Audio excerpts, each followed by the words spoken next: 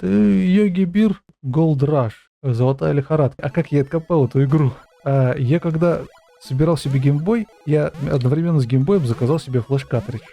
Потому что у меня картриджа на геймбой вообще нет. Но этот флеш-картридж катастрофически долго шел из Китая. Несмотря на то, что все запчасти к геймбою пришли, флеш-картридж очень сильно задерживался. Я что-то на панике пошел на Авито и нашел там многоигровочку за 700 рублей. И заказал эту многоигровочку. Она мне пришла раньше, чем флеш-картридж. И поэтому я первые 2 недели, пока у меня был геймбой, я играл на многоигровочке. Как в старые добрые времена. На самом деле прикольное ощущение, когда ты купил картридж, и у тебя в руках только вот один картридж. Нету особого выбора по играм. Ты должен играть только в то, что у тебя есть. Там было написано 128 в одном, но на самом деле я посчитал всего 22 игры. И вот среди этих 22 игр был Медведь Йоги. И я так хотел играть на геймбое, что мне уже было пофигу. Я думаю, ну ладно, поиграю в этого Медведя Йоги. Хотя выглядит он не внушающий, так сказать, доверия. Игра по лицензии, но тем не менее игра оказалась достаточно интересная. Я, короче, прошел эту игру на многоигровочке на своей, 128 в одном, и что-то подумал, ну кайфовая игра. Сначала думал, может быть какой-то хак есть цветной. Оказалось все